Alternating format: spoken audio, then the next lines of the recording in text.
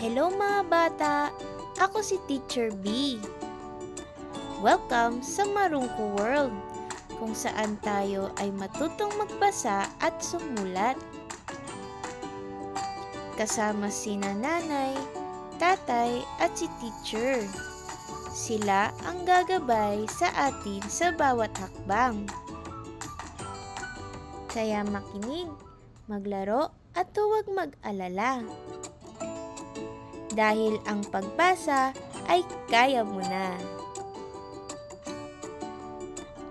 Tara na, magsimula na tayo. Letrang A. A. Ano nga ulit ang letrang ito?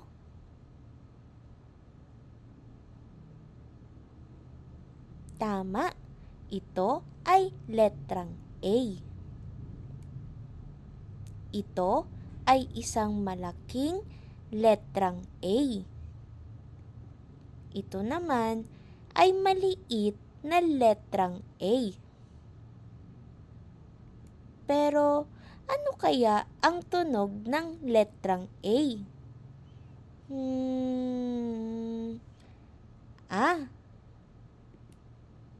Ang tunog ng letrang A ay A. A. A. Sabay nga tayong dalawa. A. A. A. Ikaw naman.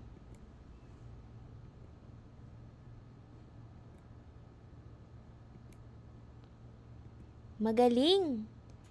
Paano naman ang maliit na letrang A? Pareho lang po sila. A.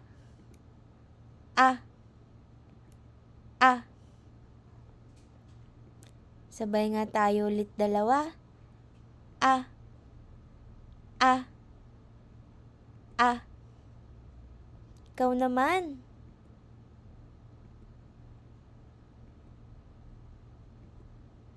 Magaling! Ngayon, alam mo na ang tunog ng letrang A. Ano nga ulit?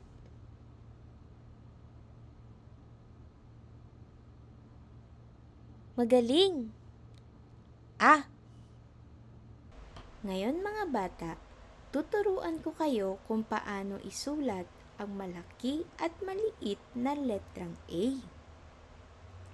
Pero bago tayo magsusulat sa papel, isusulat muna natin ang letra sa ating palad gamit ang ating hintuturo. Habang sumusulat tayo sa palad, sabayan niyo ako. Handa ka na ba? Okay. Una, mula sa itaas, pahilis pababa sa kaliwa. Parang ganito. Balik sa itaas, pahilis pababa sa kanan. At guhit sa gitna. Madali lang, di ba?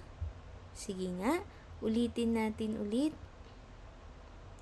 Taas, pahilis, pababa sa kaliwa. Mula sa itaas, pahilis pababa sa kanan. At guhit sa gitna. Magaling! Ngayon naman, sabayan niyo akong gawin ito sa hangin. Gamit pa rin ang inyong hintuturo. Mula sa itaas, pahilis pababa. Sa kabila din. Mula sa itaas, pahilis pababa sa kanan. At guhit sa gitna. Sige nga, try mo nga na magsulat sa hangin na nakapikit ang mata. Game. Mula sa itaas, pahilis pababa sa kaliwa. Mula sa itaas, pahilis pababa sa kanan. at guhit sa gitna. Yay! Nagawa na natin ang malaking letrang A sa palad at sa hangin. Ngayon naman, siguradong madali na lang ito pag ating isinulat sa papel. Ngayon mga bata, isulat naman natin ang malaki at maliit na letrang A. Pero bago po muna tayo magsulat, ihanda mo muna natin ang ating mga gamit. Ilabas mo ang iyong papel, ang iyong lapis, at pambura. Aantayin kita.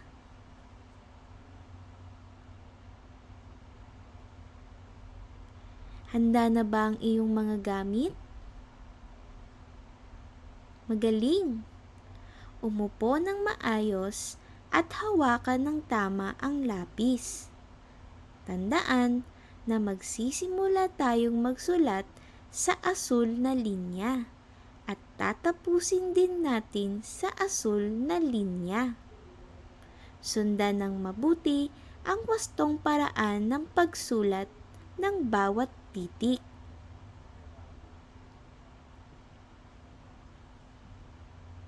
Simulan na natin. Mula sa itaas, gumawa ng pahilis na guhit pababa sa kaliwa. Balik sa taas, gumawa ng isa pang pahalis na guhit pababa sa kanan. Pagkatapos, lagyan ng pahalang na guhit sa gitna. Nabuo na natin ang malaking titik A. Ulitin nga natin ulit. Balik sa taas, gumawa ng isa pang pahilis na guhit pababa sa kanan. Pagkatapos, lagyan naman ng pahilis sa kabila.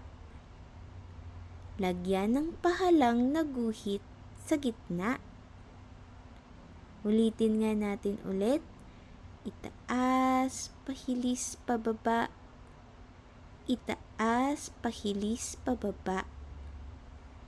At pahalang na guhit sa gitna. Magaling! Nagawa mo ba ang malaking letrang A? Tingin nga. Wow! Ang galing! Ngayon naman, alamin naman natin kung paano isulat ang maliit na letrang A. Ganun pa din sa umpisa mga bata. Uunahin nating isusulat ito gamit ang ating hintuturo sa ating palad. Ready ka na ba? Okay. Gumuhit ng maliit na bilog, parang ganito. Pagkatapos, gumuhit naman sa kanan, parang ganyan. O diba, madali lang? Ulitin natin ulit. Gumuhit ng bilog. Pagkatapos, guhit sa kanan. O diba, kayang-kaya mo? Ngayon naman, isulat natin ito sa hangin. Gamit ulit ang iyong hintuturo Maliit na bilog. Guhit sa kanan. Sige nga, ngayon naman, nakapikit ang iyong mata. Sige. Maliit na bilog. Guhit sa kanan. Wow! Ang galing! Ngayon, isusulat naman natin siya ulit sa papel. Handa mo na ulit ang iyong mga gamit. Okay na? Start na tayo. Guguhit ng maliit na bilog. At guhit sa kanan. Ulit. Maliit na bilog. Guhit sa kanan. Isa pa. Maliit na bilog. Guhit sa kanan. Okay. Ngayon naman, sabay tayong dalawa.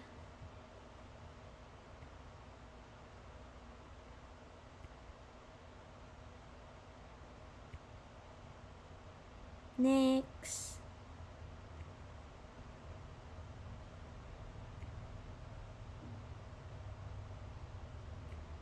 Last one.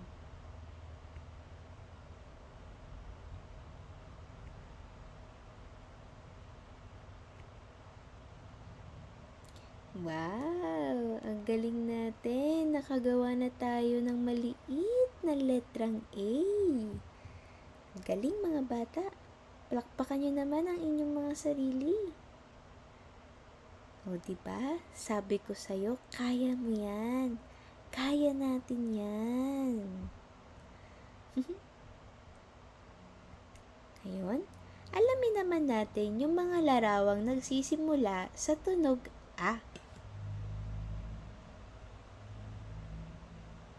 Aso.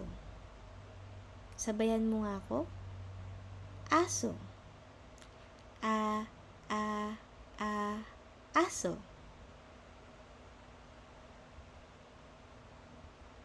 Araw.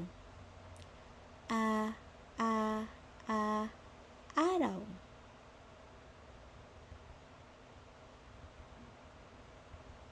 Ate. A, ate. Abo. A, abo.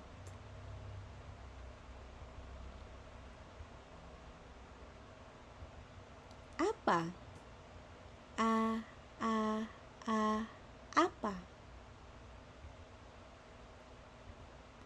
Ama. A, ama. Sabay tayong dalawa. Aso. Aso. Araw. Araw. Ate. Ate. Apo. Apo. Apa. Apa. Ama. Ama. Magaling. Ulitin nga natin ulit ang tunog ng letrang A sa batang dalawa. A, a, a, a, a, a, a, a, a, a, a. Magaling mga bata! Mga bata, aabangan ko kayo sa susunod nating video para sa panibago na naman nating aralin. Huwag kalimutang mag-like, mag-share, at mag-subscribe. Hanggang sa muli!